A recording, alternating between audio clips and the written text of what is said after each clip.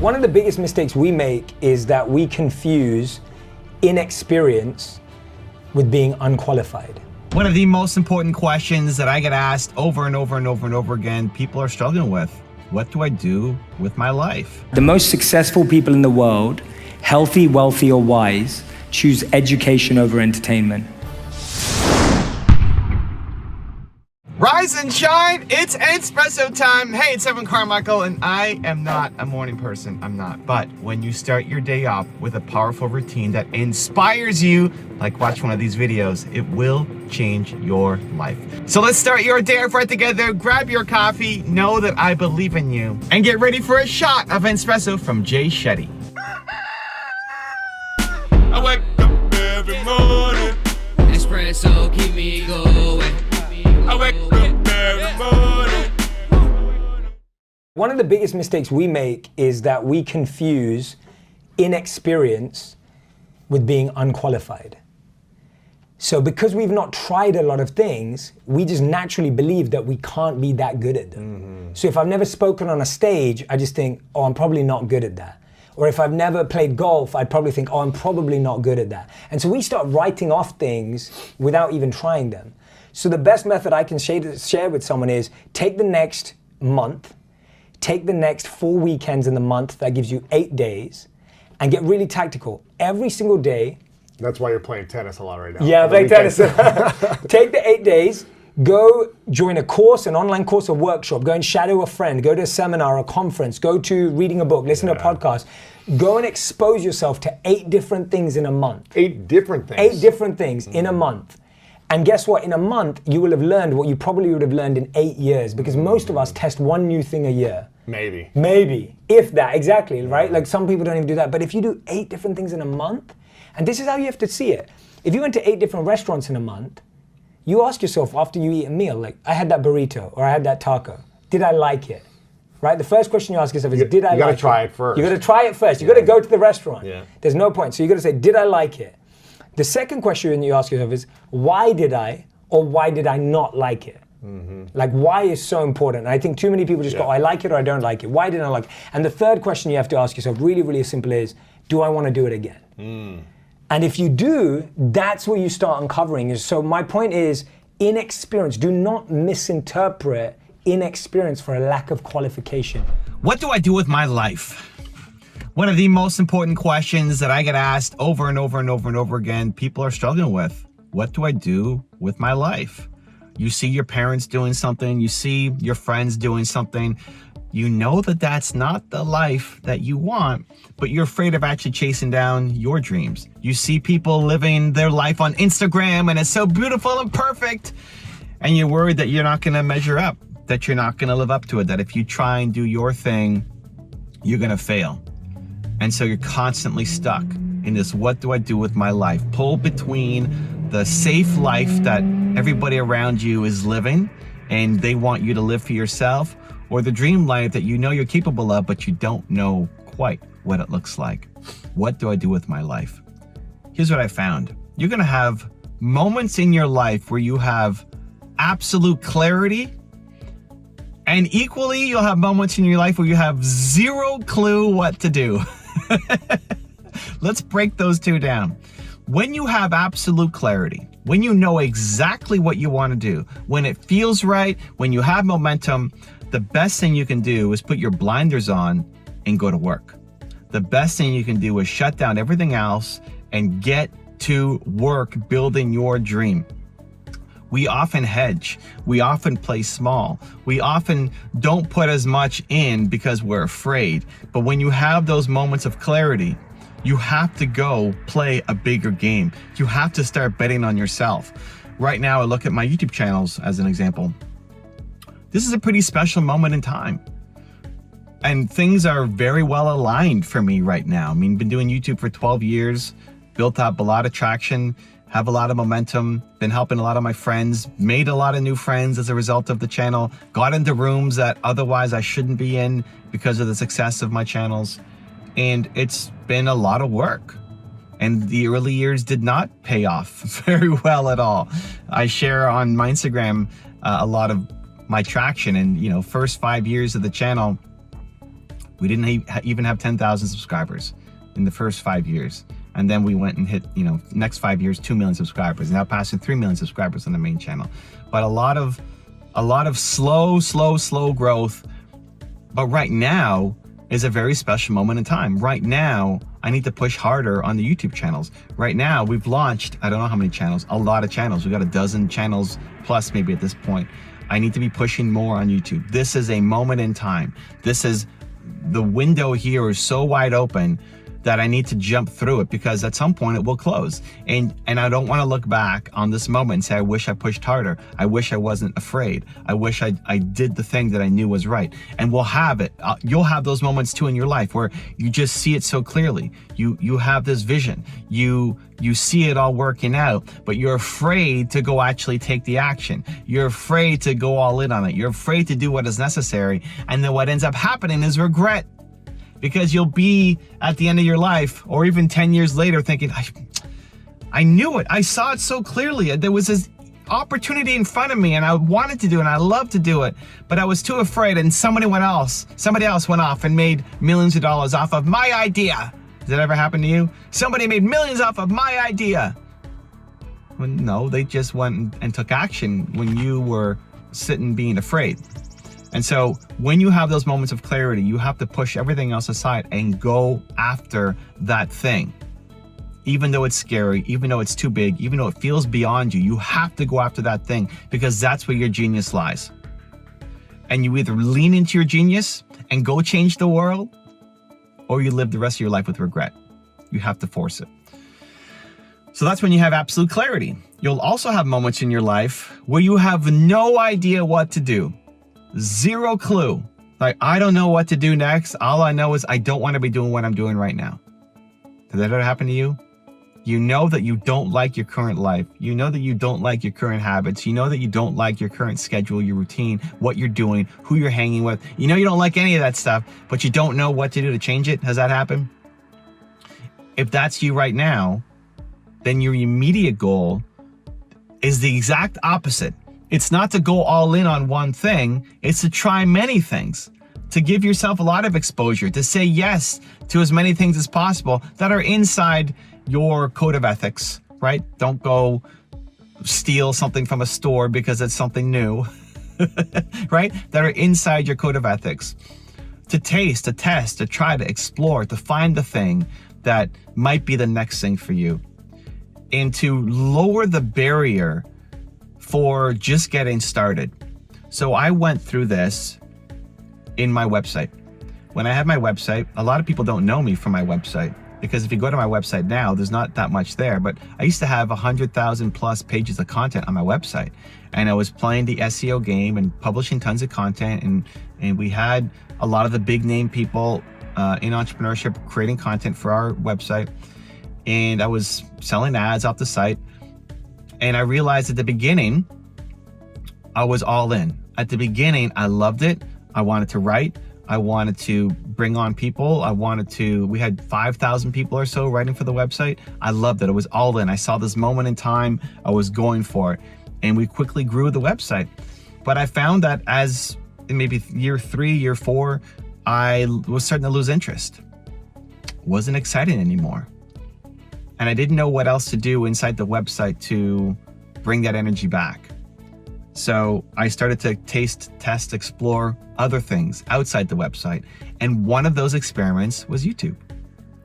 One of those tests was me starting my first YouTube channel. And I really sucked at it. You can go back and watch my old videos. It took me a long time to get half decent in front of the camera. I sucked at it. I had no natural inclination for it. I told myself, well, I'm an introvert and I'm shy, so I'm always gonna suck on camera. But I realized, I don't know, I liked it. I liked it. I liked doing it. I liked making visual content instead of written content because I'm a visual learner. I liked the idea that maybe there's somebody else out there who'll watch my video and be inspired by it, and that maybe makes a shift for them. I never expected to be YouTube famous because at the time, YouTube famous wasn't a thing. Nobody was YouTube famous, especially in education. Nobody was making long form educational videos. It just didn't exist. And so I thought, you know what? I'll just keep doing it because I love it.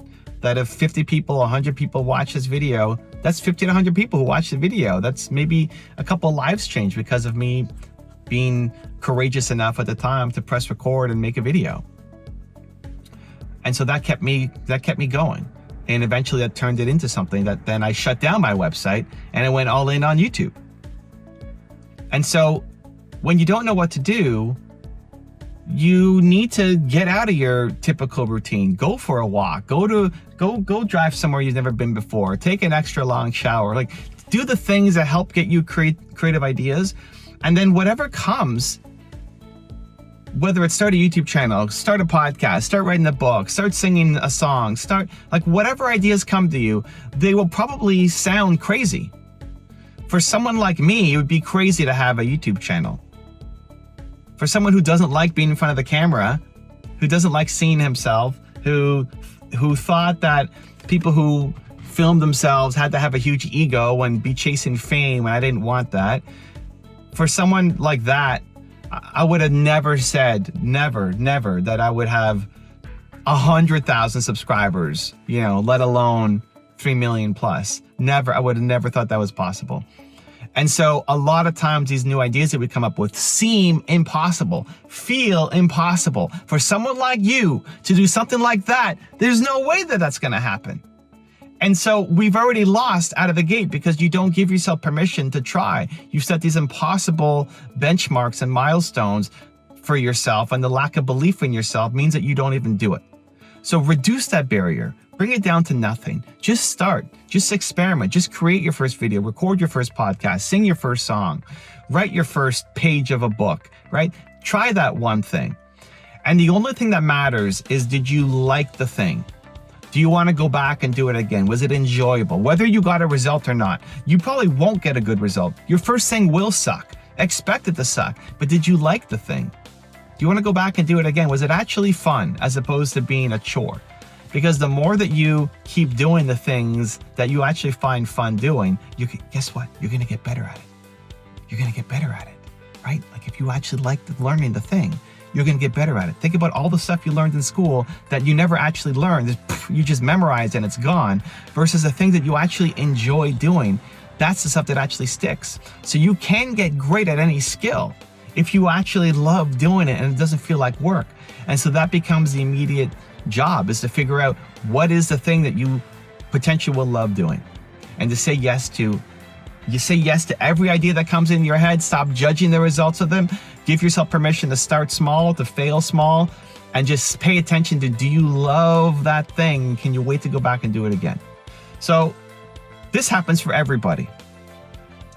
This will happen multiple times in your life. There will be moments where you have absolute clarity, absolute certainty. You know what you need to do next. You feel it in your bones. You have to go do it. And you have to play bigger. You have to stop being afraid. You have to go all in on that thing, because that window will close and you will regret not going bigger when you had the chance. And then when you have those moments where you have no idea what to do, you have zero clue, you feel completely lost, that's when you have to explore. Get out of your comfort zone, get out of your usual routine, go for a walk, listen to that creative inspiration that does come, stop judging those ideas and just starting them and giving yourself the permission to fail, because you will find the next big thing. And this is roller coaster effect that will happen many times in your life, of absolute clarity and zero clarity. And maybe those cycles last weeks, months, years. For YouTube, it's been over a decade and I'm still going strong on it, but at some point that's going to shift to something else, and that's okay, and that's normal. So recognize where you are at in your life right now. Where are you right now? Do you have absolute confidence and clarity, or do you have zero confidence and clarity? And then take the right step forward. Now I've got some special bonus clips that I think you're gonna enjoy, but before that, it's time for the question of the day. I wanna know, what was your single biggest takeaway from this video and your plan of action for the next week? When you just watch a video and get motivated, you have a 35% chance of actually doing something, making a change. That's what the science says. 35%, that's not enough, Believe Nation, but when you watch a video, you get motivated, and then you create a specific plan of action for what you're going to do, it jumps to 91% chance of you following through. And when you commit publicly, like putting it in the comments below what your plan is, it jumps to 95%. So, Believe Nation, your single biggest takeaway from this video and your plan of action for the next week, put it down in the comments below so I can celebrate with you. Hey everyone, I have been reading a bit from my friend's book, Evan Carmichael, Built to Serve, and I wanted to share this with you. So, according to a study by Carnegie Mellon University, people with supportive spouses are more likely to give themselves the chance to succeed. They studied 163 married couples and found that people with supportive spouses were more likely to take on potentially rewarding challenges. Those who accepted challenges experienced more personal growth, happiness, and psychological well-being. Now, I can truly say that I've experienced that in my life. When I first met my wife, I was just starting out. I had never released a video. I hadn't created any content, and she was such an important part of feeling supported on that journey. So whether you're in a relationship, whether you're dating, whether you're married, or even if you're single, being supported by friends and a strong community is important. Built to Serve by Evan Carmichael. Great book on how you can find your purpose and also on reminding us that we can all make a difference in the world. Thanks, Evan. A young boy once asked his teacher, "What's the difference between I like you and I love you?" The teacher beautifully answered, "Well, it's like a flower. If you like a flower, you pluck it. But if you love a flower, you water it and nurture it daily and watch it grow." There is such a thin line between like and love, and because of it, we make so many mistakes in our relationships. When we want something in the moment, we take it and don't think any further. We do whatever we want to get that feeling of pleasure, not realizing that we're neither satisfied by that pleasure and nor will that thing last. When we pluck a flower, not only will that flower die, but we can't experience it for any longer than that moment. When you water it and take care of it daily, you can experience it forever. We've been wired towards an instant gratification, instant pleasure mindset. All of the adverts that we see, whether they're online or offline, are geared to driving us towards making instant decisions for instant promises of pleasure. The catch is, not only does that instant pleasure not satisfy us, the feeling doesn't last. We're so used to seeing all the straplines and headlines on the internet. Learn this language in 5 minutes. Get the ideal body in 10 minutes a day. Become a millionaire in 12 months. Now, all of these sound brilliant, right? The problem is, they're not real.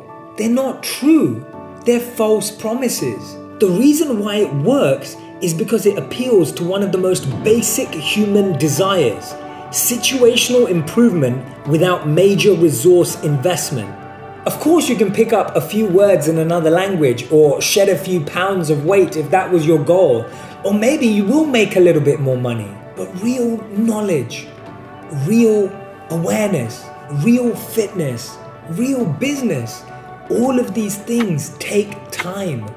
Real relationships, real connection, real purpose takes time. Naturally, the internet headlines focus on the short term instead of the long term.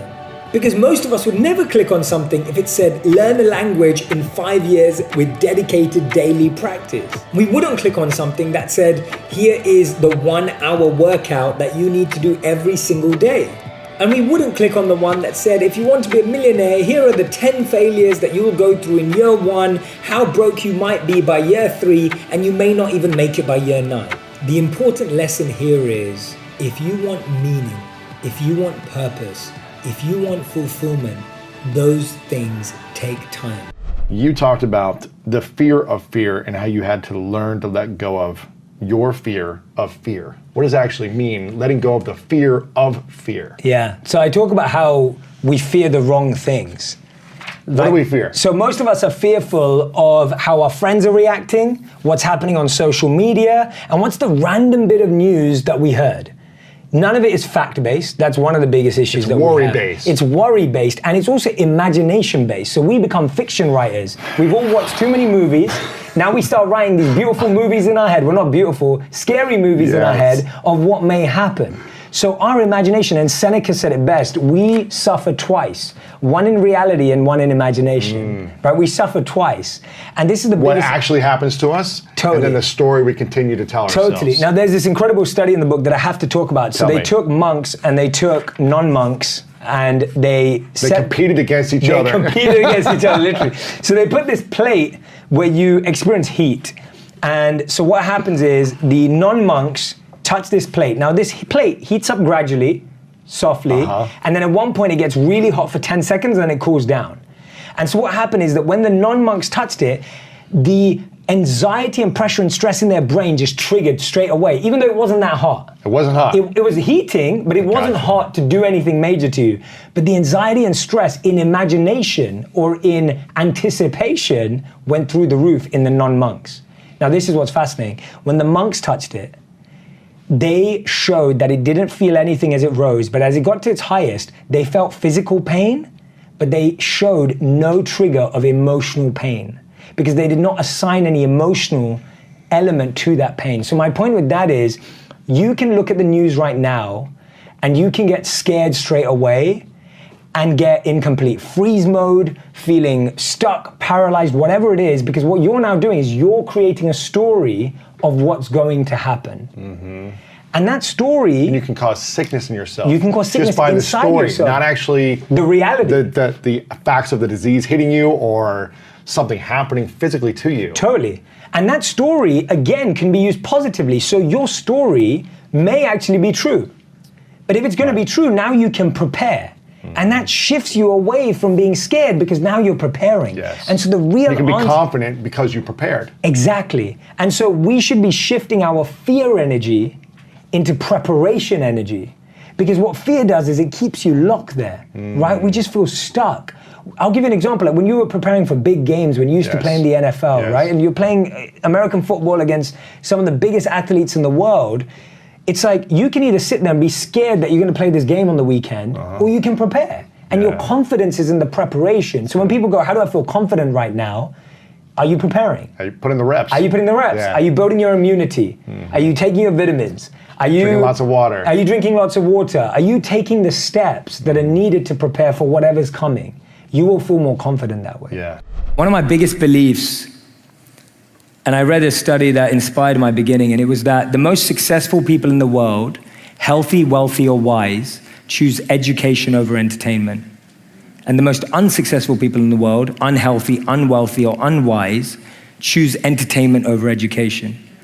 So I made it my mission in life to build entertainment-first content with an educational heart.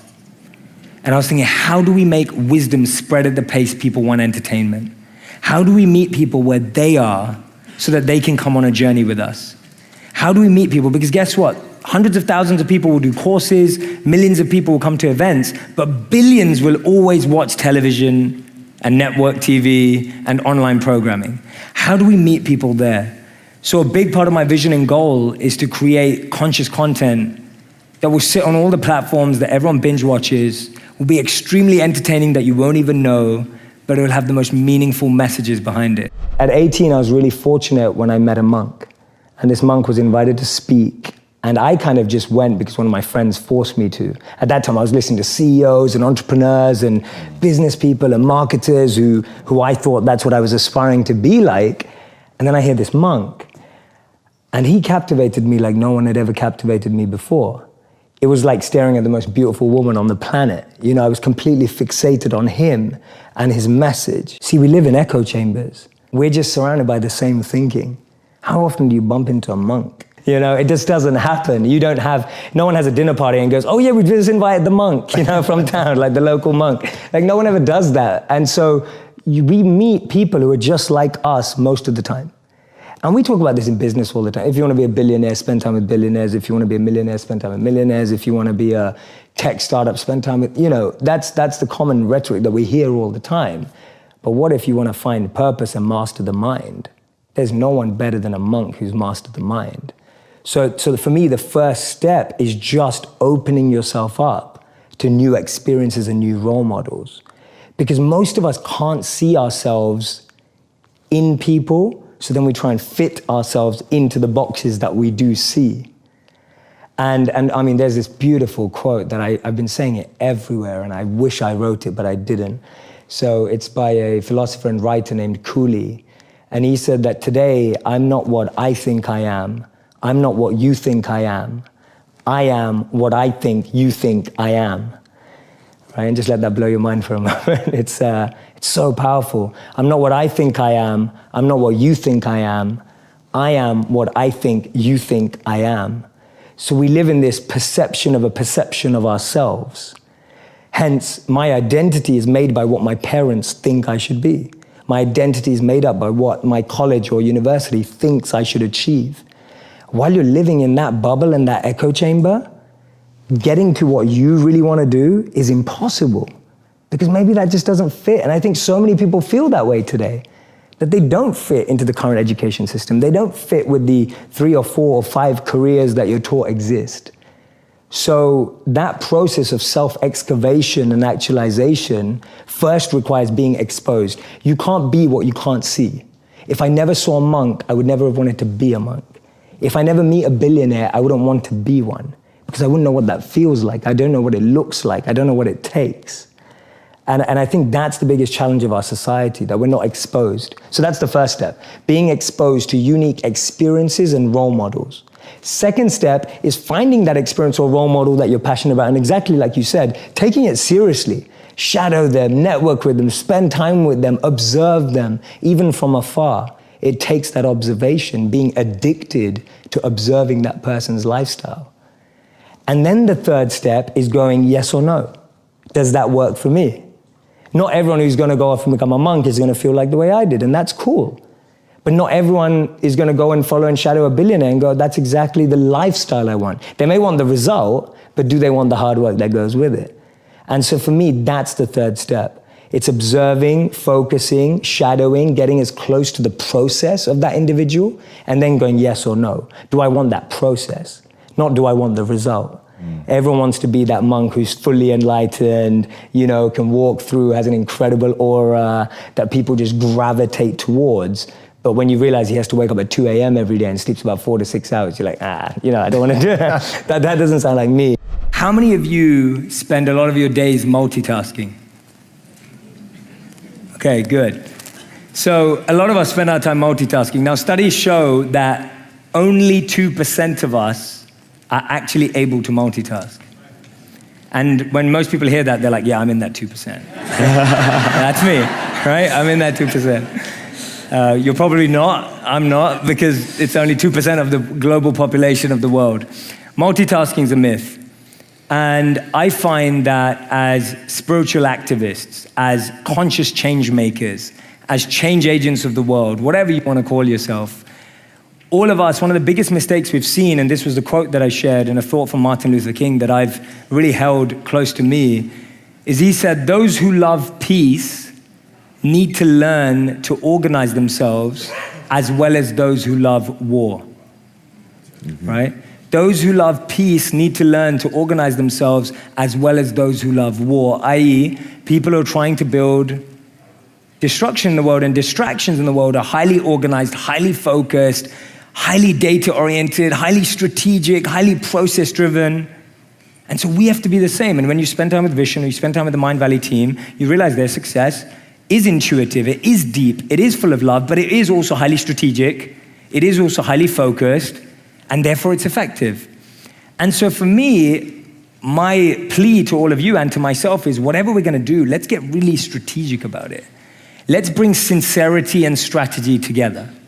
Let's bring data and dynamism together. Let's bring intuition and insight together, right? Let's not look beyond that and think, oh, that stuff's gonna work out because my intention's nice, right? Your intention's not gonna run a mile, but it will help you run the marathon.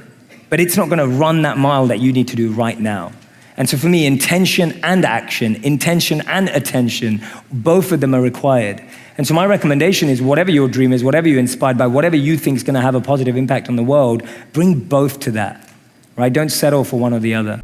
We're wired for generosity, but we're educated for greed. I think I just said it to you 2 years ago when I was on the podcast. Yes. And it's like, and when I said that in the statement, so it was, and it's so true. We're wired for generosity, but we're educated for greed, because what happens is when we're kids, you'll see kids serve, go out their way, they want to share. It's part of my candy bar, whatever, right? Yeah. And then as we get older, we're told that there's less. And this is what the key is. As we get older, we're told there are finite numbers of how many kids get made onto the basketball or baseball team. Yes. We're told there's a finite number of college spaces. We're told there's a finite number of how many tickets there are. We're told there's a finite number of people that are successful. Guess what? In the theater of happiness, there are infinite and unlimited seats. And there is a seat with your name on it. That's so good. There is a seat with your name on it in the theater of dreams, in the theater of happiness. But you think that because you think that there are only 100 people allowed in, that if someone else makes it before you, that you don't get in. And guess what? Is there a cap on how many billionaires there are in the world? No. No. Is there a cap on how many millionaires there are in the world? No. No. Is there a cap on how many happy people there are in the world? No. And that's why I really am encouraging Forbes. I want Forbes, forget printing a rich list, print a happy list, print a service list, print a list of who is serving. We should do that. Who's serving the most in the world? Wow. Right? That'll be competition based. Yeah, sure. I gave more than you gave. Yeah, and that's why it should be service based on time, energy, and money. Because we should start showing how much time people give, how much energy people give. Mother Teresa, I don't think she gave any money to her charities. Right. But she gave a lot of time and energy. Yeah. You know, you look at all the people who made a change in the world, Martin Luther King, Gandhi, like, they may not have given a lot of money to stuff. Yeah. They gave time and energy. You don't have to give resources, but your resourcefulness, your love, your time, your focus, your attention, your compassion. Love that. Resourcefulness of the heart, not of the wallet, I think is Love key. that. And you don't need to have a lot of money to make a big impact. You don't. Yeah. And this is the training. See, we've been educated for greed because we've been told everything's limited. There's limited number of this, limited number of this, number. And every time you play in numbers, and I think it was Bob Marley who said it, but every time you play in numbers, you'll always be dissatisfied because guess what? Someone's always have more. Someone's always gonna have more. I was speaking to a friend recently, and this friend was telling me that he bought a home, which is very expensive. Yes. Very, very expensive. And he went to a party at someone else's house. And he told me that when he was getting a tour of this party, he found out that this person had a painting on his wall, which cost the amount his house cost. And so he was joking with me. He was like, that guy's painting in the house. He's got my house on his wall. Wow. And that just puts things into perspective. And you think about that, like, and then you look at someone like Jeff Bezos and you think, oh, well, he's the richest man in the world, but does he have the most fame? No, he doesn't. Right. Does he have the most beauty? Subjective decision. Does he have the most strength or power? Maybe not. And so no one has the most of everything. So when you measure yourself by numbers, you'll always be second, third, fourth, fifth in something. I do feel that it's my responsibility to get my intentions right. And so one of my biggest visualizations that I do in the morning is I believe that good intentions in our life are seeds and bad intentions are weeds. And so what seeds and weeds system. Seeds and weeds. Good, and every single day, why he's getting the followers. He's going to get the likes with the seeds and weeds. That's very Snoop. It's very Snoop. Yeah. Yeah. So Okay. different seeds and different weeds. Different seeds. Yeah, absolutely. Absolutely, yeah. I like that. Yeah. Thanks, mate. Go on. Yeah. Then so I was saying, so what I do is I reflect on my intentions visually every day. And I think about how many deals am I taking just because they make me money? Or how many videos am I making just because they get me views? Or how much stuff am I doing just for the vanity or just for the fame or success or what I think is going to be good for me, like financially, economically, like how the default mind is set up to think about security as opposed to love and compassion and wanting to change the world and wanting to make a different place. And I'm constantly battling with the two. So what I'll do every day is I'll reflect on my intentions. I'll reflect on the deals I've just signed. I'll reflect on things I'm being offered. And I'll literally look at each offer, deal, whatever it is, each item of thought. And I'll say, is that a seed or a weed? And if it's a weed, I'll pluck it out. I'll literally visualize myself plucking it out of the garden of my mind and pulling it out and taking it out. And if it's a seed, then I'll water it. And I'll say, okay, I want that to grow because I am doing that for the right intention. When you can be trusted with the small things and the small moments, you get trusted with more and more and more. And so like, it helps to just in that moment, and it's in those painful moments that you realize how powerful you are. We all know that. Like, you really recognize it. And what you said was beautiful about not rushing through the pain, because, and you know, this example's probably been shared before, but if you have a wound and you've cut yourself, it's like you can't rush the healing. You can't rush it. If you broke your arm, I mean, and you've been through so many bodily injuries, you can't rush the process. It's going to take 6 weeks minimum to heal a broken bone. Yeah, minimum. And you've got to sit through that. It's painful. There's no injections you can take. There's no videos you can watch. There's nothing you can listen to. But our challenge is we try and rush through the pain rather than reflect through the pain. We try to rush the healing process. Try to rush the healing, and you can't rush healing. And healing is meant to be slow because it buys you time. It buys you reflection. It gives you so much space to slow down. And that's what your body's calling out for. And this is our emergency. Like, how many times have you heard it where you slow down, and that's when you fall ill? Because guess what? Your body has been trying to tell you to slow down. When you feel pain, so I write about it and think like a monk, pain makes you pay attention. Yeah. That's what pain's for. Pain's Notice this. Notice this. Look at me. Notice me. Look at me. It's like a crying baby craving for attention. When a baby's crying, you don't just go, it's crying. You don't just go, oh yeah, we'll just put it in another room and forget about it, right? Like, you go to it and you find its needs. Whereas without pain, when something's painful, we're just like, oh yeah, I'll just forget about it. I'll escape from it. I'll do something else. Yeah. You have to go into that pain. I'll numb the pain. I'll numb the pain. With That's alcohol it. or whatever. Yeah. 100%. That's usually our response is, what can I do to numb this? Work more, have sex more, drink more, drugs more, whatever it is. Rather than let me actually become alert. And guess what? The pain just gets higher and higher and higher and higher, because unfortunately, until it really hurts, we don't stop. Or you need more and more to numb it with. So true. Now, it's incredible that we root for underdogs. It's incredible that we want underdogs to win. Why? Because we're used to wanting our team to win. We're used to wanting the best to win. We're used to wanting to associate ourselves with people who are successful, right? We never go, oh yeah, I know someone who plays for that really bad team. Like, we don't say that, right? We say things like, oh, I know someone who plays for that really good team. I know someone who was MVP. I know someone who's the son or the daughter of the MVP. We try and associate or link ourselves to success. And when we do that, it in turn makes us feel more successful. It's one of the reasons why when your team wins, you say, we won. Right? You say, we won. But when someone asks you, oh, how did your team do? And if they lost that day, you say, they lost. You rarely say, we lost. It's incredible how psychologically we distance ourselves from failure and we closen or liken ourselves to success. But the exception to that rule is the underdog. We all get excited by underdogs. We all get motivated by underdogs. We feel completely enamored by the story of the underdog. Prashant, underdogs are just simple-minded. They don't have expectations and don't have anything to prove to anybody. And Prashant, you've just hit the nail on the head. That's the principle I'm trying to get across. Actually, we should play like champions and train like underdogs. Why? Because the underdog works in a way not worrying about what anybody else thinks or believes. That gives you an edge. It gives you a phenomenal advantage when you're not actually worried about what will people say, when you're not concerned by, am I going to fail? Am I going to look worse? Is what I'm doing not going to succeed?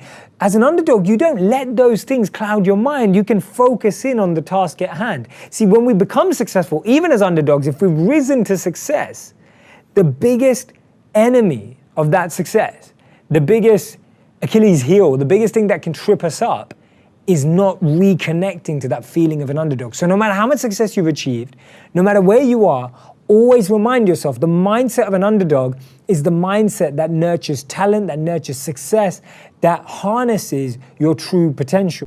What's the impact that you want to have on the world?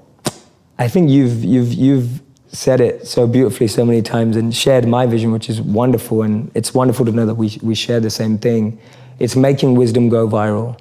There's an incredible study in 2017 that said the most successful people in the world, healthy, wealthy, and wise, choose education over entertainment. The impact I want to have on the world is I want to transform and revolutionize the entertainment industry so that it becomes educational without anyone knowing. So it's still completely entertaining. It's still like watching Netflix. But you're learning about human behavior, the mind, neuroscience, and everything without even knowing you are. To me, that's the greatest win that we can have for our society. How many people are gonna quit watching Netflix and reading a book every night? I don't know. But if we can make that book come to life on Netflix, that's gonna change the world, because that's what people are gonna consume. So for so long, media has been used to numb people, to switch people off. If we can use it to excite, elevate, enlighten people, not by like the cheesy way of like, oh, let's follow someone through their journey of enlightenment. It's not like that kind of stuff. I mean like really entertaining programming where you can learn by being entertained at the same time. If I can do that by changing the most powerful industry in the world, then I will feel that I've had somewhat of an impact. Because that way I think we'll reach the world without having to get everyone to change their habits too much. My thing is, how do we meet people where they are and really deliver a message and a powerful expression of love? And to me, that's the highest form of compassion. The highest form of empathy, love, and compassion is to meet people where they already are, rather than expecting them to change. Let me tell you about this girl called Cleo. I think you might know someone like her too. She had the dream of becoming a model. She said she was going to move to LA to pursue it seriously. She took care of herself, at least her body well. Someone told me she did ads for L'Oreal. She had so many followers on Instagram who all loved her. Within a minute of her posting a picture, there would be hundreds and hundreds of comments, all telling her how beautiful she was, how good she looked, comment after comment, like after like. She was a real entertainer. She was always making everyone laugh. I remember every guy wanted her number, but she kept to herself. She just had this infectious energy. She got along with everyone. She was always the life of the party. She was never seen in the same outfit twice. Boxes and boxes of Amazon Prime. On Instagram, she was the perfect girl with the perfect life, the perfect world with the perfect guys. But nothing's perfect, right? It seemed like she was always having the best time with her friends, always traveling, new experiences, and so many great stories to share, until people started to notice. I think she lived like two lives. No one really knew her inside. She had everyone to text, but no one to talk to. Everyone to follow, but no one to walk with. When the phone was up, her world was a stage. When it was down, her reality came. She had an invite to every event, but still felt lonely. She had all the friends in the world, but still felt no one really knows me. She was going through pain, but never showed that side. It was something she hid from the world. Or maybe we just never asked. She had masked her sadness with what looked like the ideal life. She was always flying high in the air, but felt low inside. Her inbox was always full, but she felt empty within. She was happy on the outside, but struggling with depression and anxiety. She had an addiction that everyone called a lifestyle, but she was struggling with mental health. But people were just occupied by her physical appearance. See, people think depression is sadness. People think depression is crying. People think depression is being quiet. Depression is when we smile, but we want to cry. It's when we talk, but we want to be quiet. It's when we pretend like we're happy, but we're not. Depression is not always obvious. She drank to drown her pain, but the pain learned how to swim. She was sick of crying, tired of trying, smiling, but inside she was dying. It's amazing how we can think we know someone and still not know them at all. I don't think we understand how stressful it is to explain what's going on in your head when you don't even understand yourself. We use filters to lighten our photos whilst we carry the heavy weight of stress. Remember, it's okay to have highlight reels, but make sure someone knows how you really feel. It's okay to use FaceTime, but make sure you spend quality time face to face. It's okay to have followers, but make sure you have true friends. Don't live for the approval of others. Document the moments you're most in love with yourself, not just the moments you think people will love the most. When someone doesn't post for a few days, we ask if they're okay. When someone posts every day, we assume they are. Tell people you love them. Be a trustworthy friend. Tell them that they matter. Tell them that they've survived a lot and they're ready to thrive now. People who care will ask how you're doing. People who love you will wait till you tell the truth. And that's why Robin Williams said, I used to think that the worst thing in life was to end up alone. It's not. The worst thing in life is to end up with people who make you feel alone. Something that happens is you have to surround yourself by peers in a space too who understand you and don't see you as competition. And that's really hard, and it's like a fine line. I genuinely believe that collaboration wins always.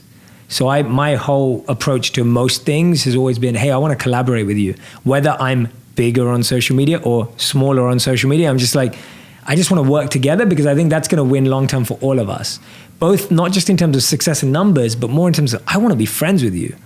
And so I reach out regularly to people that I admire in different ways. And I reach out to them and say, hey, I'd love to get to know you. I'd love to learn from you. I'd love to connect. I'd love to be a friend. Like, not I'd love for you to teach me how you do this. And if that comes naturally from that relationship, amazing. If it never evolves into that, I've just got a great friend who now gets me. So I try and make friends in two areas. One is in an area of people who understand my life, because I feel the conversations you can have with someone who does exactly what you do are just so great because they already get you, right? And someone that I had on my podcast lately, her name's Lily Singh, Superwoman. She's become a recent friend. She's been incredibly and is incredibly successful on social media. She's using her platform for doing amazing good in the world. And she was someone I reached out to because I was just like, hey, like, you've been doing all of this for a while. You started on YouTube a lot longer than I did. And I would just love to connect from you and hear from you. And she's become an incredible friend. And we've just been sharing ideas and learning together. And it's like, that relationship's awesome. And then at the same time, I'm trying to find people who are not in media. So I still have friendships with the monks back in India. And I just spent January in India for a month. I was meditating again for roughly about 21 days. And I have them in my life because they remind me of like the roots. And they remind me of the truths that bring me back. So I kind of like both. I love people who totally get my space.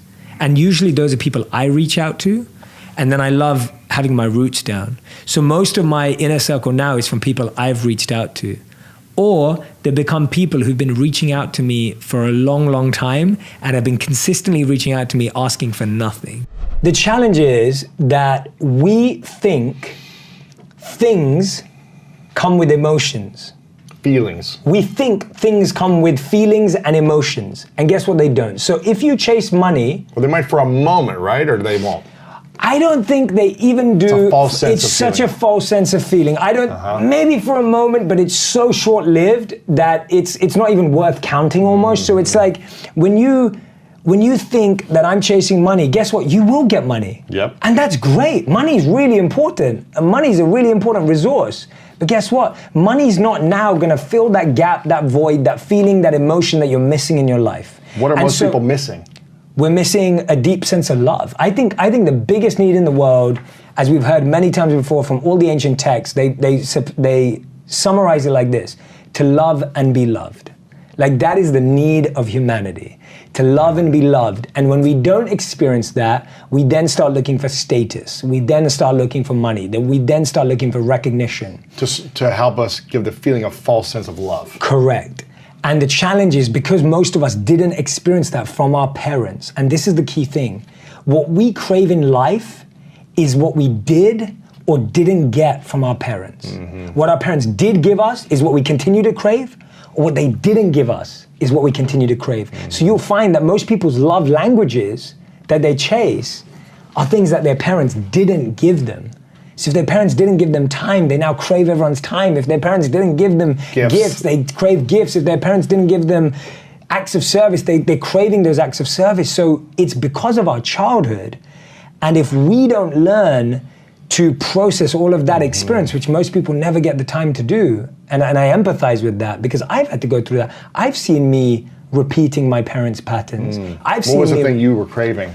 So I would crave A big thing for me was I would crave surprises and gifts because That's your thing. Yeah, that's my thing. Still is your thing. It's still my thing. Yeah. And I Did your parents not do that for you? No, they did. My mom did a lot of it. That's why you still crave it. Correct. So my mom would always, every year on my birthday, she'd always surprise me with the one thing I wanted. And I wasn't spoiled growing up. I didn't have a lot growing up, but she would get that one thing, whether it was like a Power Rangers toy or whether it was whatever it was, you know, something, you Video know. game. Yeah, thing is you want as a kid, right? And she would always surprise me with that. And that became so deep rooted. Now I'll give you an example. When I then married my wife, you just expect people to know that. That they're gonna do the same thing. Totally. And so now she didn't do that. No, because I'm expecting my wife to be like my mom in the sense of I expect her to surprise or show me love in the same way. And she doesn't know that. She's not a mind reader. I can't expect her to know that. So it took communication. It took time for me to explain that. So anyway, I think that's where it stems from. That desire, it doesn't come from any, you can say it comes from society and education. Of course it does. But I think the deepest place it comes is what your parents did or didn't give you. That's where it comes from. Yeah. In the middle of 2009, he was the software engineer that no one wanted to hire. He had 12 years of experience at Yahoo, but he was rejected by Facebook and then rejected by Twitter. He'd been to a great university. He had a great CV. But he decided to team up with one of his alumni members at Yahoo and started to create an app and focus on the startup space. In 5 years' time, he sold that app for $19 billion to Facebook. Believe it or not, that was Brian Acton, the co-founder of WhatsApp. When he was rejected from Facebook, he said it was a great opportunity to connect with some fantastic people. I look forward to life's next adventure. When he was rejected by Twitter, he responded by saying, worked out, it was quite a long commute. It's so interesting to see that someone rejected from two of the top internet companies actually responded with humor and actually responded with positivity. This lady was diagnosed with clinical depression. Her marriage had failed and she was jobless with a dependent child. She was on a 4-hour delayed train journey from Manchester to London when she came up with this idea and she started to write this book about this wizard.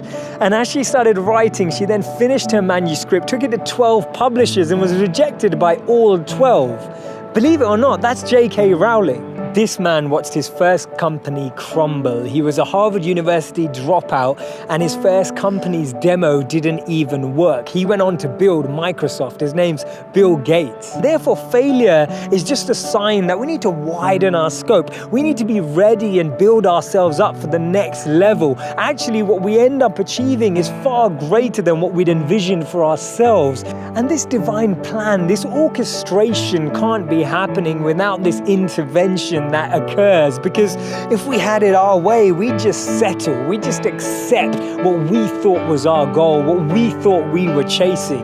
But actually, I've noticed that when you don't get that, later down the line, you look back and you reflect and realize that what you've gained is so much greater. Failures are only failures when we don't learn from them, because when we learn from them, they become lessons, and we actually extrapolate all of these teachings and actually get more insight into how we can improve the way we work and how we can actually drive with a different energy.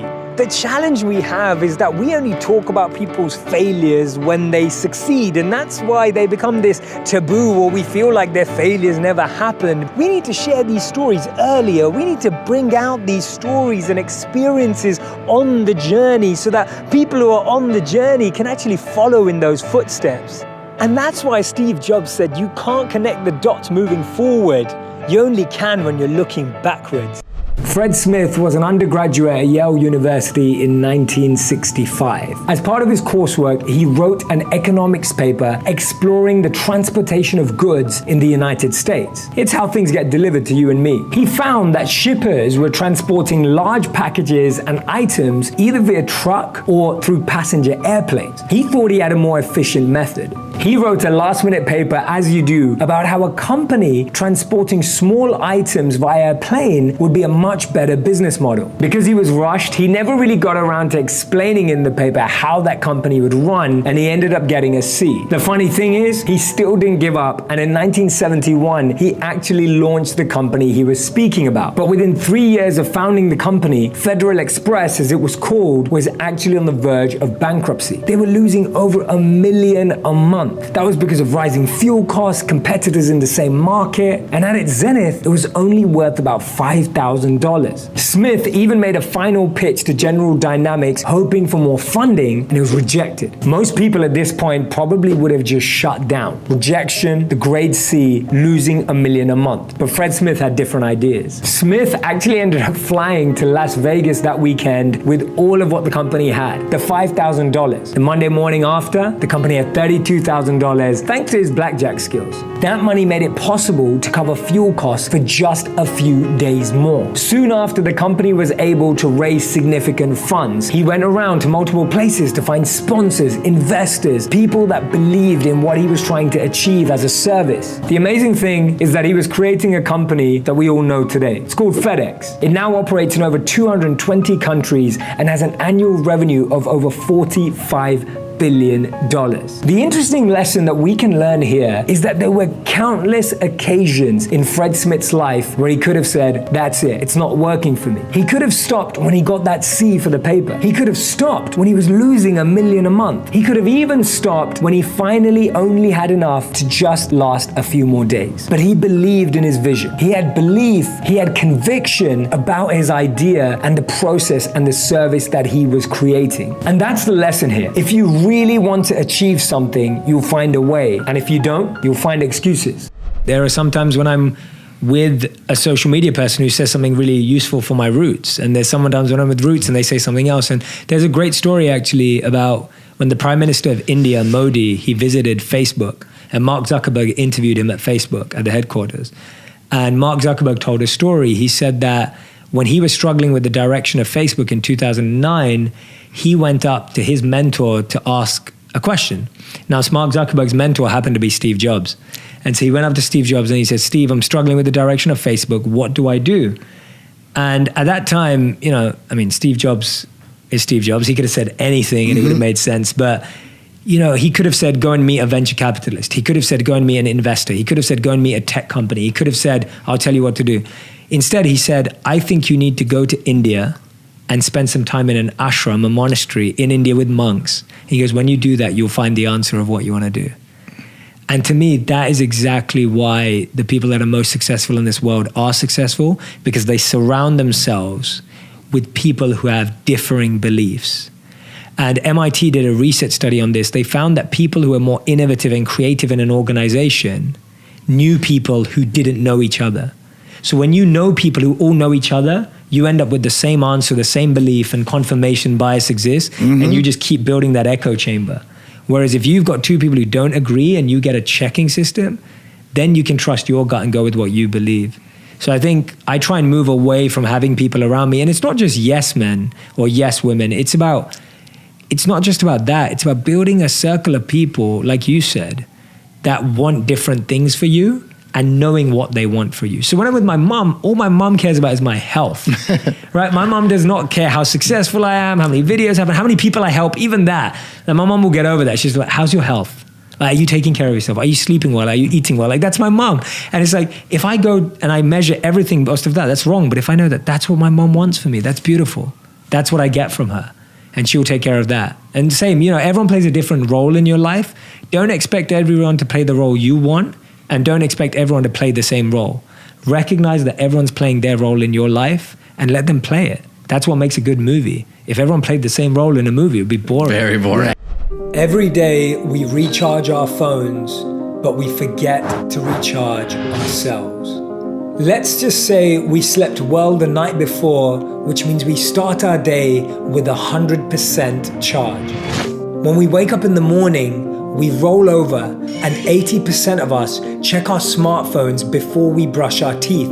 We scroll through social media, we browse through emails. That takes away 10% of our energy. Let's say we now have 90% charge left. We then commute to work. We spend our day in the office, in meetings, interacting with colleagues, finishing off projects and assignments. We now have 40% charge left. On the way home, we commute through traffic or on the train, and that takes away another, let's say 10%. We now have 30% charge left. We come home and switch on Netflix, talk to someone about what our day was like, and sometimes we lose another 10%. We now have 20% charge left. At 20% on our phones, usually the charge bar goes red. We get an alert. We get a message that tells us that we only have 20% battery left. The question is, do we notice when our charge is at 20% or 10%? There are always signs from our bodies, our brains, our minds. But are we tuned in? One of the best things we can do to recharge is to exercise. The hardest part of any workout is actually the 15 minutes leading up to it. We come up with 15 reasons why we don't want to sweat, and we change our mind 15 different times. CNN reports that when you work out, your brain creates more serotonin, which sends messages to your nervous system of happiness and well-being. Working out for 30 to 40 minutes every day can recharge our battery by 20%. Meditation is an incredible way to recharge our batteries. Exactly what the gym does for the body, meditation can do for the mind. Meditation gives us downtime, physically, mentally, emotionally, and spiritually. Meditation also directly impacts your entire nervous system by reducing your body's productions of stress-related chemicals such as cortisol. Meditation is a great way to recharge and can take you back up 20%. We've all heard about incredible morning routines, but the one thing that can make a huge difference to your recharge is your evening routine. 35% of us are not getting the recommended 7 hours of sleep per night. Remember, every body and mind is different. Make sure you find the amount of time you need to get that serious battery recharge. And the 75-year study by Harvard found that beyond anything, the real sense check for happiness and meaning in life was relationships, connections, interactions with depth that are fulfilling and full of joy. Making time for deep, meaningful interactions every day can give the recharge our battery seriously needs. What if we've recharged ourselves as much as we recharge our phones? Because if we don't, we'll end up like one of our phones in the bottom of some drawer in our home. Here's the shocking truth about loneliness. This is why we need to take it more seriously. Surveys show 1 out of 3 adults are lonely, and the health impacts of loneliness are shocking. Studies have shown that people who are lonely are 50% more likely to die before their time. Researchers show that loneliness is as damaging to our health as not smoking 1, not 2, but 15 cigarettes per day.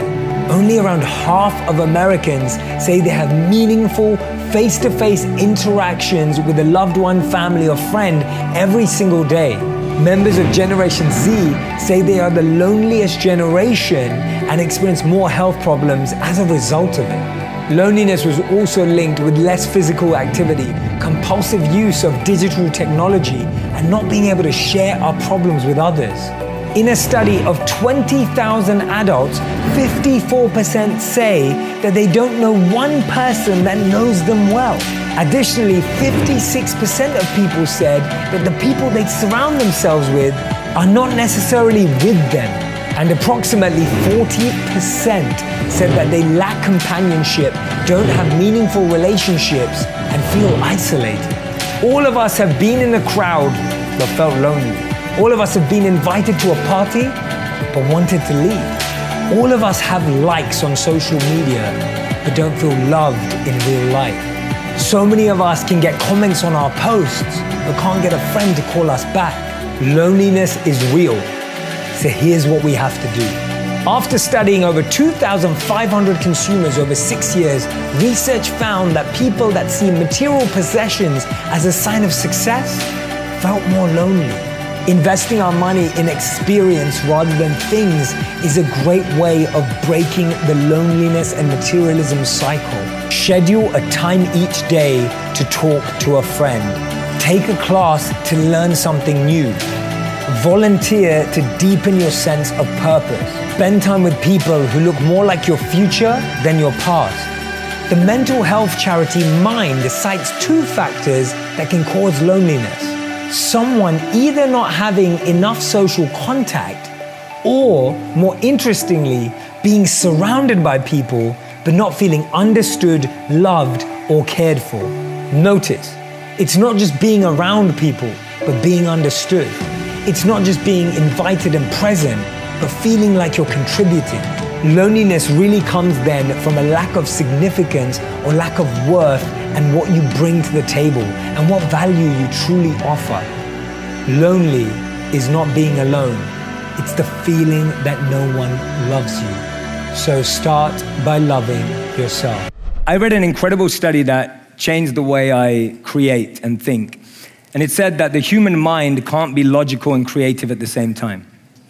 How many of you have ever walked from a highly creative brainstorm where you were fueled with passion and then had to talk about numbers and business and, right? It's tough, right? Anyone ever found that quite difficult? It's quite challenging and the mind's like trying to run from one side of the brain to the other side of the brain. So what I do is I create in depth. So I go really deep into my creation and then I go really deep into everything else that I have to do. So before I went to India, I created my content in advance. And so when I was in India, I was able to really switch off. So the beauty of being able to be in India for 21 or 30 days, or wherever I am in the world for that matter, I'm then not having to think of creativity as stress or pressure. I'm able to do creativity as a form of passion and service. And so when I was in India, I was able to not look at Instagram. I was able to not look at Facebook. I was able to completely switch off for 21 days when I was there earlier in January. And I started my year in the way I wanted to.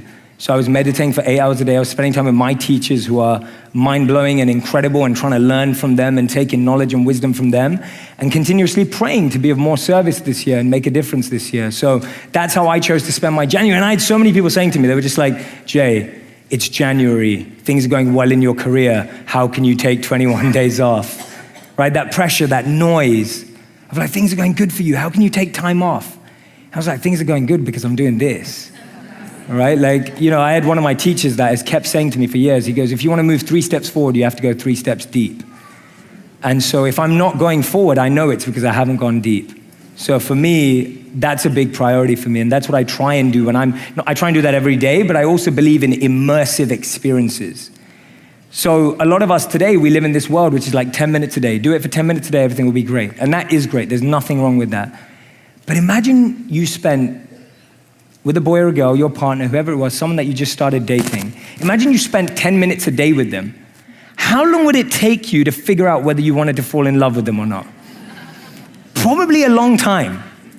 And so when you go immersive, if you spend a weekend away with someone, you know whether you like them or not. And meditation, mindfulness, all these habits are the same. The more you immerse yourself, the more you get an experience that stays with you, the more that you can live with that experience and keep going back to it for 10 minutes a day. So I really believe in immersive experiences. I love the 10-minute-a-day advice, but I also deeply believe in having a deep, immersive, absorbed experience that completely takes over your whole body, mind, and soul. In 2016, I moved out to New York. So just let me paint a picture of 2016. I moved 3 jobs. I got married. Wow. I moved country. And I just started a whole new life. Like my life just transformed. So we went through all of that with my wife in 1 year. And by the way, all of that was surprises. The job change was surprises. Yeah. The country change was a surprise. The marriage was not a surprise. We planned that. Right. But apart from everything else, everything was a surprise. Now I said I like surprises, so I can roll with it. But my point is that's a lot of transition in a year. So much transition. And I felt the burden of being in a new city where we had no family, we had no friends. And my wife, who loves being around her family and no one understands just how close she is to them, I felt this burden on me that I had taken away her time with her family. And now she was alone. So I was going out to work and she'd be crying at home. And I was thinking, she's got no friends, she's got no support. And I know you can relate to this with moving and relationships and so much going on. And so it's like, I'm dealing with that. And guess what? 6 months later, I have to leave and move on and work on a new career to build everything myself. And then I'm 4 months away from being broke. And so on top of all of this, I've now got 4 months away from being broke. I've got enough money saved for 4 months to pay for rent and groceries, and In that's New York it. City, In New yeah. York City, and that's it. And guess what? Even on top of that, I've got 30 days before my visa runs out and I'm kicked out of the country. So I can't even live here anymore. So not only have I just got married, moved job 3 times, changed career again, had to move into an apartment, money. 4 months of being broke, and I might get kicked out in 30 days, and my renewal for my visa costs $15,000. Oh. So that's gonna eat into those 4 months. I have probably never been under that much emotional, physical, and mental pressure in my life. Like genuinely, I felt it. And I felt my body change. My breath was more stressed. I would be breathing faster, shorter breaths, not deep breaths, heart beating faster, not working out. You get into lazy habits, you start craving junk food. Sugar to have energy. I'm living in a 500 square foot apartment with my wife, which is tiny, like everything's in that space. And guess what? We both work from home. So I'm now sitting at a desk, hunched over, trying to figure stuff out. She's trying to cook in the same room. Like I'm trying to, just trying to figure out what to do. And I remember the next morning sending like 100 emails to people and just being like, this is who I am, this is what I can do, how can we serve? And that was the same year that I ended up meeting you later in that year. And the beginning 3 months of that journey were so stressful. Like they were so stressful because I was like, what if I have to move back to London? What am I gonna say to her parents? I mean, I just took their daughter away. Like, just got married. I've lived in New York City for 6 months and my life's falling apart. Like, you know, so much. And I've got all these views, but there's nothing happening. And we met. But you also, I mean, at this time, you're also growing so much. How are you able to create and reach this impact with your videos as that's growing while you're under so much stress and uncertainty? And I stopped a bit at that time. Like things slowed down hard. Like things slowed down. I remember that. I wasn't creating as much as I was because I don't enjoy creating from stress or pressure. And I don't think you can really create something from stress and pressure. So we really slowed down at that time. And when I was creating from a place of recognizing that I could share what I had learned and what I had grown in so far. So anything I was sharing was like, this is what I've learned so far. So that was the biggest pain that I've been through in the last 7 years, for sure. And all I can say is that I remember coming home to my wife knowing that this was gonna be the truth. And I came home and I said to her, I guarantee you, this is gonna be the best thing that ever happened to us. What, the pain? The pain. I said that to her the night I came home, and then she vouched for that. I literally came home, I looked her in the eyes and go, this is the scenario. And I just want you to know that I guarantee to you, this is the best thing that's ever gonna happen to us. And I said to her, and this is a monk statement that we used to repeat, I said to her, I'm just not gonna judge the moment. Don't judge the moment, because what we do is we try to label moments as good or bad. And when you label a moment as bad, it now does not have the opportunity to become good. I'll give an example. If I go, I don't like this book's bad, right? And I love this book. But if I say that, guess what? I will never pick it up and recognize the value that's inside of it because you've labeled it. Yes. And we label stuff, like we label, oh, that restaurant's bad. But when you label a moment, person's bad, that person's bad. Now you can't learn from that person. Oh, a great one. That's a really good one. As soon as you start labeling people or anything as good or bad, you limit it. You stop it from being something else. And here's the truth. Every moment can evolve into being anything if you give it the opportunity to. Right. But as soon as you say it's got no value anymore, you lose it.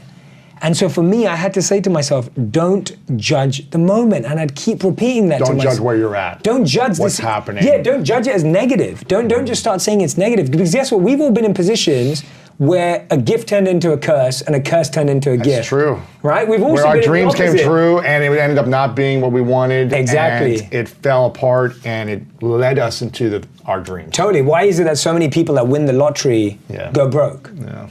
Gifts can turn into curses too. True. But because we label them as the best moment in our life or the worst moment in our life.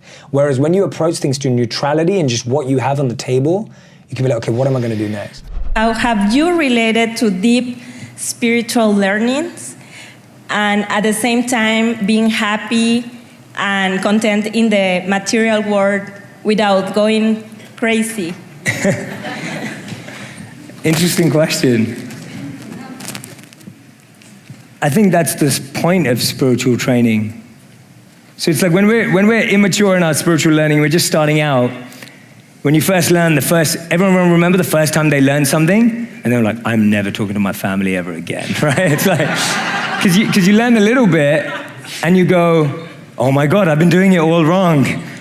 And now I can't talk to that person. I can't ever go to that event again. And you start making all these big decisions based on something small that you've learned. And so I think in the beginning of our lives, because to protect ourselves, which is a very normal desire and very good and very human, we think, okay, I need to take care of this, so now I'm going to shut out from all of this. But as we grow, we realize we can give more back. And so one of the ways I've always thought about it is, if you look at the ocean and you see someone drowning, you want to help them. But if you go in too soon and you're not strong enough, it's likely that you're going to get pulled in. And at that point, it's easier to shout out to a lifeguard who can come along, who's trained, who's disciplined, who's committed, who can go and make a difference. And so for me in my life, I'm always looking at, if I can't bring someone up, I'm not going to spend time with them if they're going to pull me down. And it's drawing that line for me. So if I've been ever scared about my spirituality, rather than putting them down and going, oh, I'm not spending time with them because I'm putting them down, if I can't lift them up, then I'm going to protect myself by not being dragged down. But if I can pull them up, if I can lift them up, then that's when I'm able to go into that space and make an impact and make a difference. And that line has really helped me not go crazy, because now I'm not doing it based on a judgment of them. I'm reflecting on my own abilities and flaws and the difference I can make. And I'm taking a stance. It's like someone asked me the other day, what is a complaint? And we were talking about litter. A complaint is you see a piece of trash on the floor and you go, oh, LA's so dirty. You've removed the agency that you can have an impact on that. A statement is, oh, LA's a bit dirty, there's trash on the floor, I'm going to pick that up and throw it away, right? Taking that responsibility. So when we're irresponsible in our spiritual lives, we judge everyone and judge everything. And we mature, we start looking at through compassion, empathy, and connection, and recognize we were just there a few years ago. And that's the biggest anchor in my life, is recognizing that I was addicted to, and still am in different ways, things that I don't believe are good for me spiritually. And I was that guy, I was that kid, you know? And it's taken a journey, and someone had to believe in me. Someone had to invest in me. Someone had to reach their hand without being forced in and pull me out. And so that allows me to continue to operate in the world. I hope that answers your question. If you want another amazing video highlighting excellence in the Indian community, check it out right there next to me. I think you'll enjoy it. Continue to believe, and I'll see you there.